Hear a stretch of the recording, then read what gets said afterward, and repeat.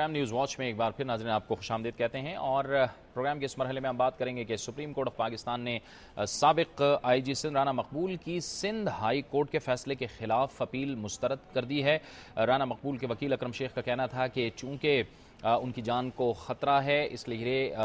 Sindh high court में उनका जो केस है, राना मकबूल का जो केस है, उसे किसी और सूबे में मुंतकिल किया जाए। और ये जो सिलसिला शुरू हुआ है, ये हालिया पाकिस्तान मुस्लिम लीग नून और पीपल्स पार्टी के दरमियान जो एक अल्फाज की जंग शुरू हुई है, जो सिलसिला शुरू हुआ है, उसके बाद शुरू हुआ है। पीपल्स पार्टी सिंध ने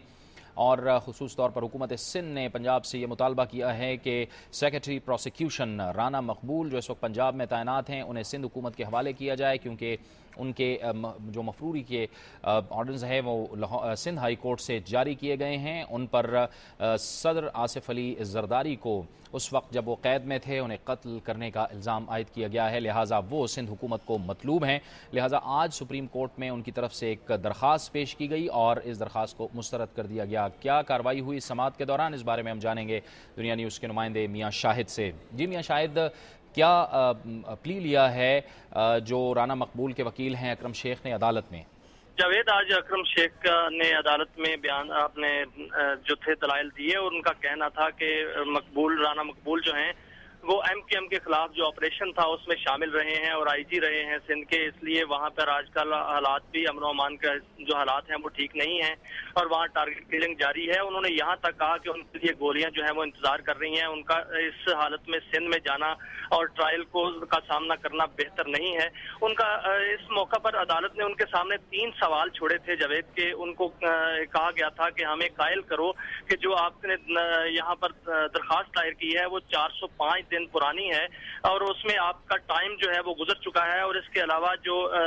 एडिशनल सेशन जज का एक फैसला था राना मकबूल के खिलाफ उसको भी चैलेंज नहीं किया गया। और इसके अलावा जो कराची में जेर समात है, केस जेर इल्तवा है, उसको हमारा यानी इख्तियारात बनते हैं कि नहीं कि हम सुने। इस हवाले से अकरम शेख ने मुख्तलिफ दलाइल दिए। उन्होंने ये भी कहा कि आर्टिकल 248 के तहत अगर सदर को ये इम्यूनिटी हासिल है कि वो अदालत में हासिल नहीं हो सकते एज ए मुलजम, तो वो एज ए मुद्दई जो है वो अदालत में कैसे आ गए। तो उन पर सुप्रीम कोर्ट का कहना था कि हमारे सामने एक केस है, 2 पार्टियां हैं और कानून है, इसके अलावा हम नहीं जानते कि वो ओहदा क्या है और मकाम क्या है। और इस हवाले से आज अकरम शेख ने हर तरीके से हर दलाइल देने की कोशिश की और अदालत को कायल करने की कोशिश की, लेकिन 3 रुकनी बेंच का ये कहना था कि वो हमें कायल नहीं कर सके, क्योंकि जो फैसला दिया गया था जज की तरफ से उसको उस वक्त चैलेंज किया जाना था और उस वक्त चैलेंज नहीं किया गया। और जो वहां पर दरखास्त दी गई थी और वहां पर जो जस्टिस हाई कोर्ट के थे उन्होंने जो फैसला दिया था उन्होंने वो वहीं पर सुना जाएगा और वहीं पर इस केस का ट्रायल होगा। लेकिन बहुत बहुत शुक्रिया मियां शाहिद, हमें तफसील से बता रहे थे कि आज राना मकबूल के केस की समाअत हुई सुप्रीम कोर्ट में और उनकी उस दरख्वास्त को मुस्तरद कर दिया गया कि सिंध हाई कोर्ट से किसी और सूबे में उनके इस केस को मुंतकिल किया जाए। और अब हम बात करेंगे मकबूजा कश्मीर की कि मकबूजा कश्मीर में आज दिन भर हड़ताल रही और इसके साथ साथ भारतीय फ़ौज का गश्त भी जारी रहा। बताया गया है कि हड़ताल की वजह से तमाम कारोबारी मराकज़ और दुकानें बंद हैं और सड़कों पर ट्रैफिक न होने के बराबर है।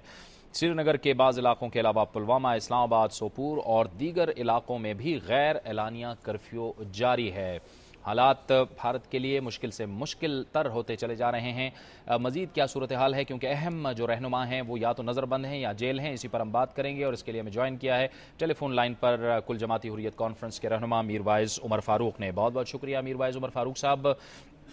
कल यौम शुहदा मनाया जा रहा है, आप समझते हैं कि भारत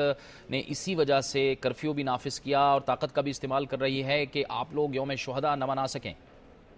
जी बिल्कुल, आप देख रहे हैं कि सूरत हाल यहाँ पे है कि पिछले 2 हफ्तों में 15 बेगुनाह कश्मीर नौजवानों को चुन चुन के शहीद किया गया है। जुल्म तशद्दुद की इंतहा हो गई है और आर्मी को एक बार फिर सड़कों पे लाया गया है। लेकिन हम ये सवाल पूछना चाहते हैं कि 1990 में जब आर्मी को लाया गया और लाखों की तादाद में आर्मी का तायुन किया गया कश्मीर के चप्पे चप्पे पे, इस बहाने के तहत कि हमें अक्सरियत पसंदों से मुकाबला करना है। लेकिन आज जब कश्मीर के लोग पुरअमन तरीके से सड़कों पे निकल रहे हैं, एहतजाज कर रहे हैं, जुल्म के खिलाफ आवाज उठा रहे हैं, तो आज फिर एक बार आर्मी को बुला के जो है वो कश्मीरियों को दबाने की भरपूर कोशिश की जा रही है। جو کہ قابل مذمت ہے۔ میں سمجھتا ہوں کہ طاقت کا جتنا بھی استعمال حکومت ہندوستان اس وقت یہاں پہ کر رہی ہے، اس سے نہ تو کشمیریوں کا جذبہ آزادی ختم ہوگا اور نہ ہی کشمیریوں کی جو کمٹمنٹ ہے تحریک کے ساتھ وہ کمزور ہوگی۔ میر بھائی صاحب، یہ فرمائیے گا کہ آپ کو بھی نظر بند کیا گیا ہے، آپ کے علاوہ اور کتنے رہنما ہیں جنہیں جیلوں میں ڈالا گیا ہے؟ کیا صورتحال ہے اس کی؟ بالکل، تقریباً تمام حریت کانفرنس کی جو لیڈرشپ ہے، جس میں گیلانی صاحب ہیں، یاسین صاحب ہیں، ہمارے بار ایسوسی ایشن کے صدر ہیں، اور اس کے علاوہ ہمارے جو اور بھی رہنما ہیں، نعیم خان صاحب ہیں، باقی جو ہمارے لوگ ہیں، کارکن ہیں، انہیں گرفتار کیا گیا ہے۔ بدنام زمانہ پبلک سیفٹی ایکٹ لگا کے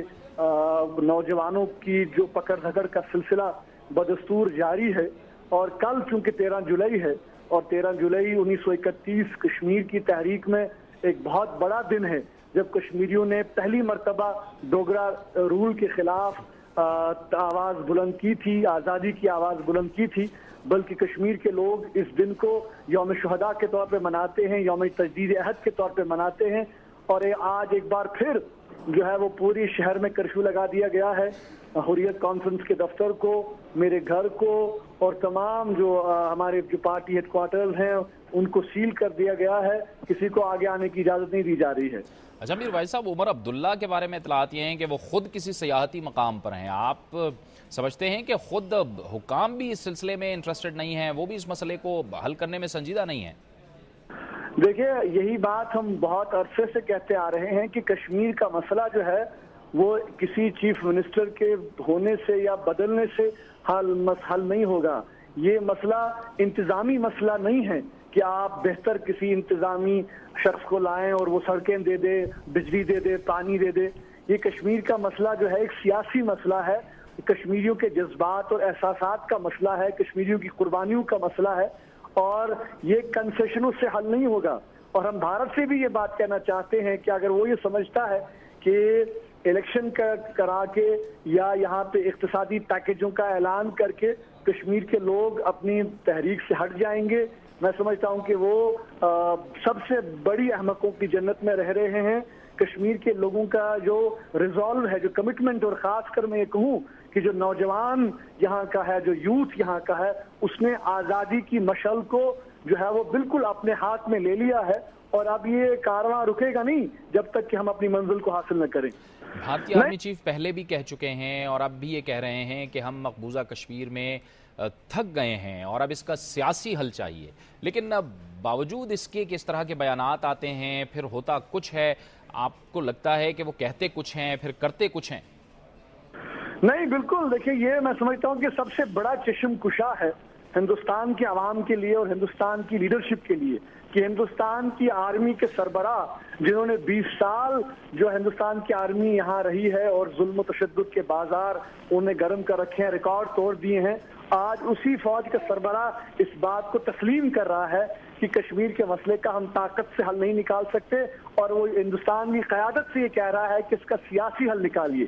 تو اب دیکھیے، ہم یہ توقع رکھتے ہیں کہ خاص کر چونکہ اب انڈیا پاکستان ڈائیلاگ شروع ہونے والا ہے ایک بار پھر، اور ہم آپ کے توسط سے پاکستان کی حکومت تک یہ پیغام پہنچانا چاہتے ہیں کہ اس وقت پاکستان کی حکومت ایک پوزیشن آف اسٹرینتھ پہ ہے، جو ہے کشمیر میں ہندوستان بالکل بوکھلا گیا ہے، اور ہم یہ توقع رکھتے ہیں کہ پاکستان شدت کے ساتھ، قوت کے ساتھ کشمیر کے مسئلے کو اٹھائے گا اور یہ بات عیاں کرے گا کہ کوئی بھی سی بی ایم، کوئی بھی ٹرسٹ ڈیفیسٹ انیشیٹو اگر لینا ہے تو کشمیر کے مسئلے سے شروع کرنا ہے۔ بہت بہت شکریہ۔ میر وائز عمر فاروق صاحب کا کہنا تھا کہ پاکستان اور بھارت کے درمیان جو مذاکرات ہونے جا رہے ہیں، کوئی بھی مذاکرات مسئلہ کشمیر پر بات کیے بغیر مکمل نہیں ہو سکتے۔ وقت ہوا چاہتا ہے ایک بریک کا، اور بریک کے بعد پروگرام کا سلسلہ جاری رہے گا۔